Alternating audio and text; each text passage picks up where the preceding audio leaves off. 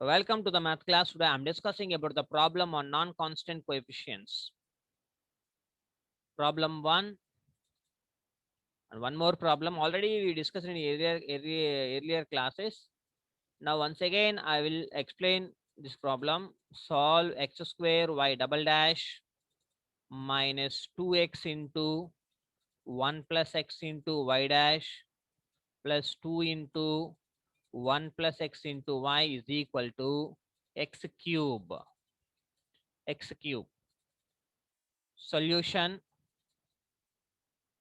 So మనకి దీన్ని operator form లో రాసుకుంటే ఎలా ఉంటుందంటే డి స్క్వేర్ అంటే వై డబల్ డాష్ అంటే d square y by d x square. ఈ పక్కన ఎక్స్ స్క్వేర్ అవసరం లేదు కదా. అంటే given that x square d square y by d x square minus 2x into 1 plus x into dy by dx plus 2 into 1 plus x into y that is equal to x cube. ఇక్కడ పక్కన x square అవసరం లేదు కదా.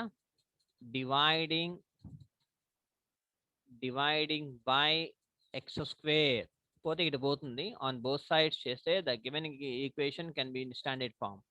it is in standard form. కాబట్టి that implies d square y by dx square minus x square తో కాబట్టి 2 by x ఉంటుంది. minus 2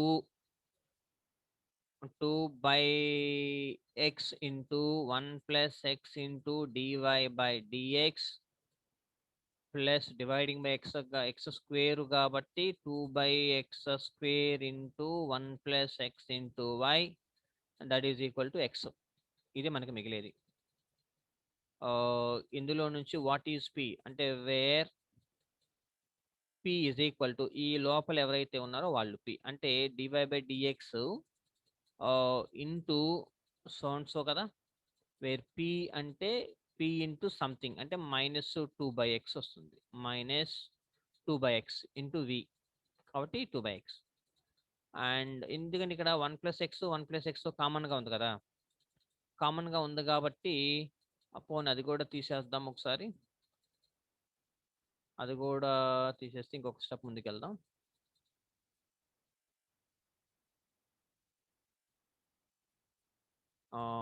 that implies దీన్ని ఎలా రాసుకోవచ్చు ఇప్పుడు వై డబల్ డాష్ అంటే ఇది మైనస్ 2 ఇంటూ ఇది కూడా కామన్ తీసేస్తే అప్పుడు 1 బై ఎక్స్ మల్టిప్లై చేస్తే 1 plus x plus 1 into y dash by x square చేస్తే plus 2 into 1 by x square plus x by x square అంటే 1 by x into y is equal to x. ఇప్పుడు రాయండి where p is equal to x కదా minus 2 into 1 by x అంటే minus 2 by x. And q is equal to q ఎంత అవుతుంది ఎక్స్లతో ఉన్నాయి రాయాలి ఓకేనా. 2 by x square plus 2 by X pq. r అంటే రైట్ హ్యాండ్ సైడ్ ఎవరైతే ఉన్నారో వాళ్ళు రాసుకోవచ్చు. అర్థమైందా. వైల్తో ఉన్నాయి రాయకూడదు. 2 ఇంటూ 1 అంటే మైనస్ 2 ఇంటూ వై డాష్ అవుతుంది కాబట్టి no need to write this one.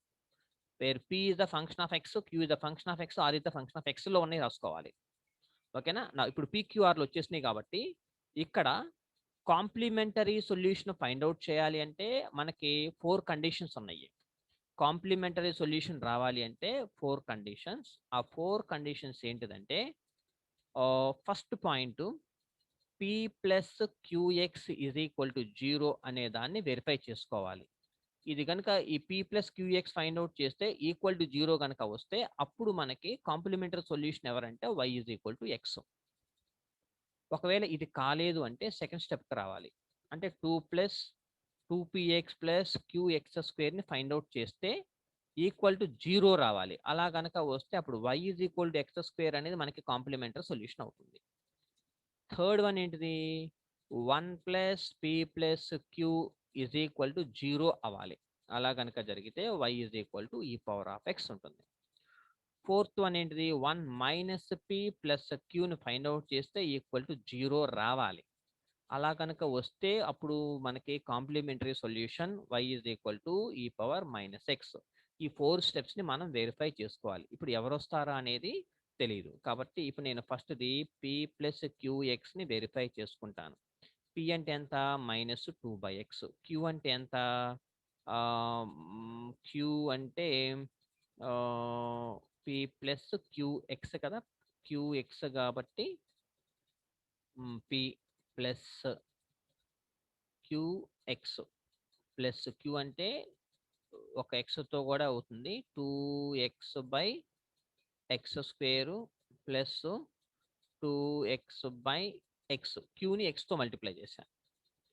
అప్పుడు ఏమవుతుందో చూడండి, ఒక ఎక్స్ ఒక ఎక్స్ ఒక ఎక్స్ ఒక ఎక్స్ క్యాన్సిల్ అయిపోతే అప్పుడు ఏమవుతుంది మనకి, ఇది -2/x² కదా. ఇది అవ్వదు, ఎందుకని ఇక్కడ ఒక ఎక్స్ ఒక అంటే 2/x, ఈ రెండు క్యాన్సిల్ అయిపోతే ఓన్లీ 2 మాత్రమే మిగులుతుంది మనకి. 2 మాత్రమే మిగులుతుంది కాబట్టి ఇంతకు పి అంటే ఎంత -2/x. క్వశ్చన్ లేకుండా తప్పైందా చూడండి. 2/x, క్యూ అంటే -2/x -2.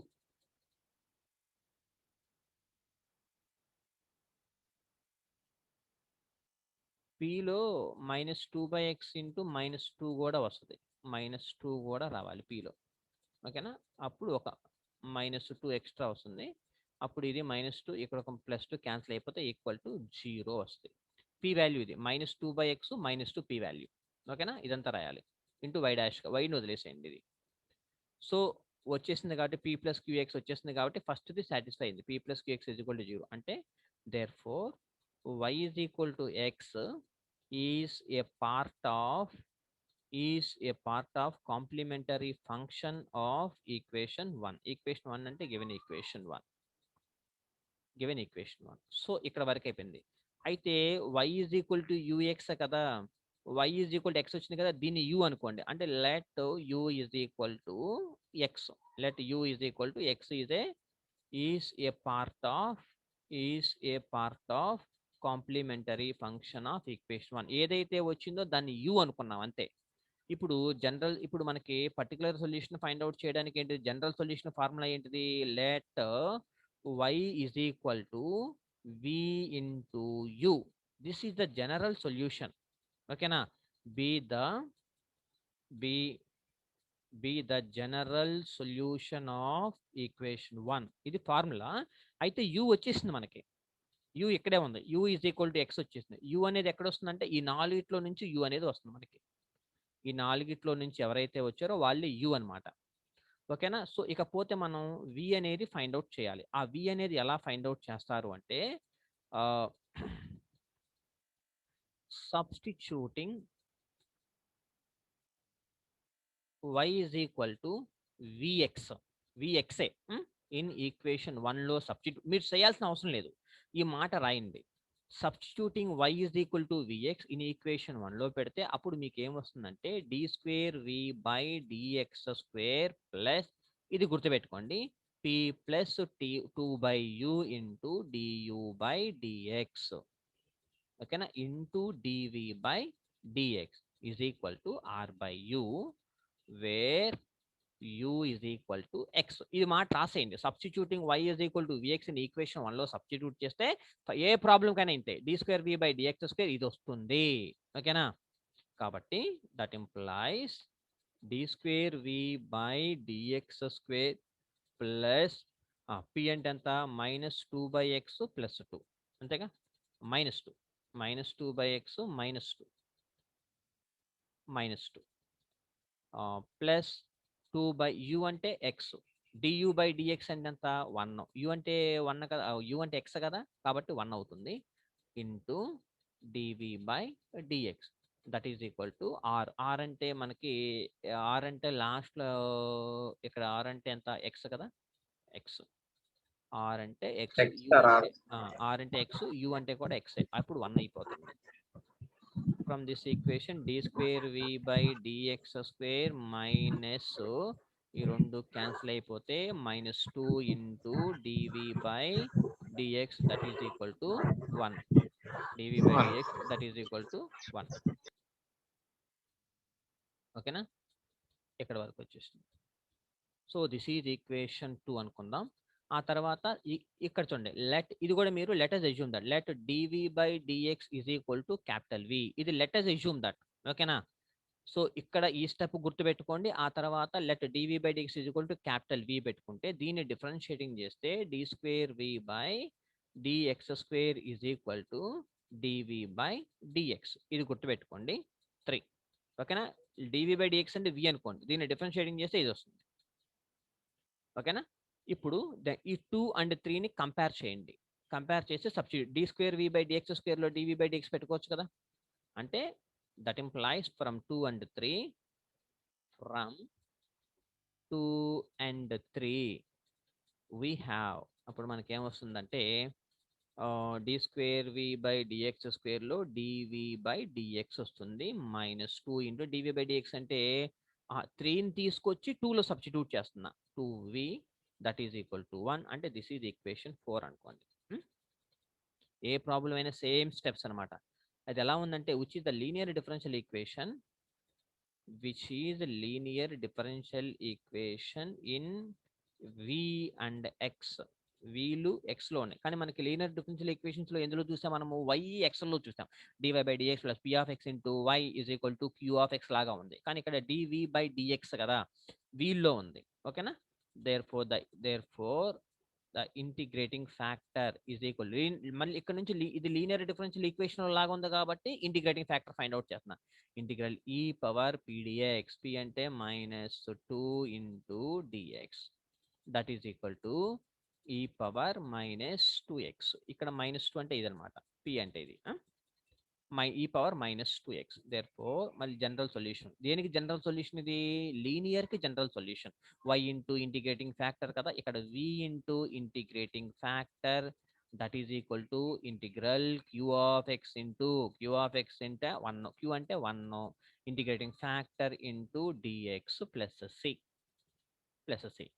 అంటే that implies v into e⁻−2x that is equal to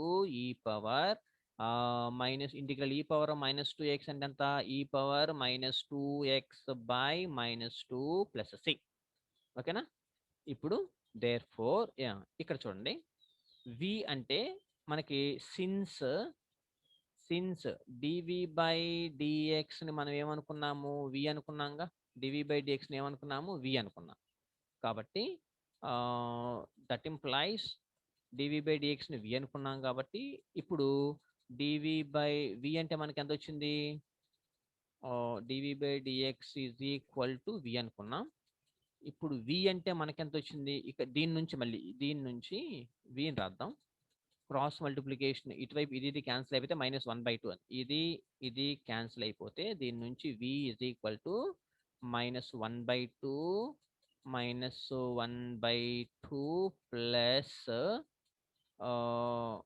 plus c అంతే, ప్లస్ c ఉంటుంది.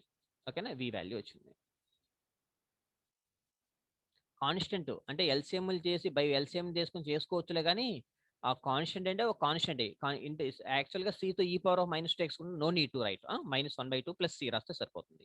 Since dv/dx is equal to v కదా, మనకి that implies dv/dx is equal to v అంటే ఎంత వచ్చింది? -1/2 ప్లస్ c వచ్చింది. ఇప్పుడు దీన్ని వేరియబుల్ సెపరబుల్ చేస్తే అప్పుడు ఏమవుతుంది? ఇంటిగ్రేటింగ్ వేరియబుల్ సెపరబుల్ అయిపోయింది. ఇంటిగ్రేటింగ్ ఆన్ బోత్ సైడ్ చేసుకుంటే integral dv/dx into dx that is equal to -1/2 into integral dx plus c. అప్పుడు ఇది ఏమవుతుంది? ఇంటిగ్రల్ dv అంటే ఎంత అవుతుంది? viగా అయ్యేది. v that is equal to -1/2 into x plus c. ఇంకొక c వచ్చేది కదా, దాన్ని c1 అనుకుందాం. c ప్లస్ c1 ఇంకొక c అనుకుందాం. అంటే -1/2 మనకి v వచ్చేసింది. కానీ therefore the general solution formula ఏంటిది? therefore the general solution of equation 1 is y is equal to uv కదా. అప్పుడు y ఈజ్ ఈక్వల్ u అంటే ఎంత వచ్చింది మనకి? x. ఇప్పుడు v అంటే ఎంత వచ్చింది మనకి? బ్యాక్కి వెళ్దాం. -1/2 ఇంటూ x వచ్చింది plus c1. -1/2 into x plus c1. So this is the required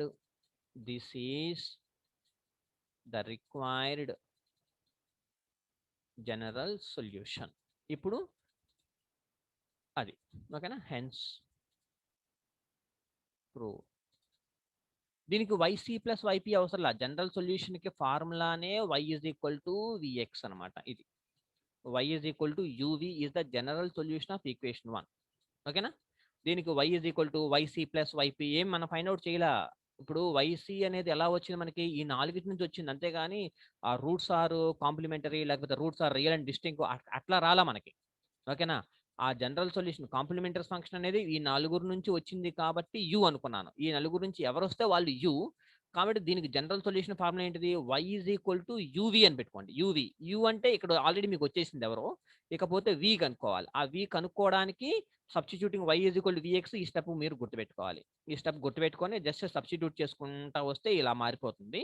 అప్పుడు లీనియర్ లోకి చేంజ్ అవుతుంది. అప్పుడు లీనియర్ లోకి మీకు ఇంటిగ్రేటింగ్ ఫ్యాక్టర్ జనరల్ సొల్యూషన్ అక్కడ వేరు కదా, ఆ జనరల్ సొల్యూషన్ లో నుంచి మీకు వి అనే వాల్యూ వస్తుంది. అప్పుడు ఆ వచ్చిన వి అనే వాల్యూని ఈక్వేషన్ 3 లో సబ్స్టిట్యూట్ చేసి వేరియబుల్ సెపరబుల్ చేసి ఇంటిగ్రేటింగ్ అని బోత్ సైడ్ చేస్తే అప్పుడు మీకు ఫైనల్ గా వి వచ్చింది. అప్పుడు therefore the general solution is y is equal to UV. You అంటే ఎక్స్, వి అంటే ఆ వచ్చిన వి వాల్యూని ఇక్కడ సబ్స్టిట్యూట్ చేయండి. This is the required general solution of the given differential equation. Hence proved. Thank you.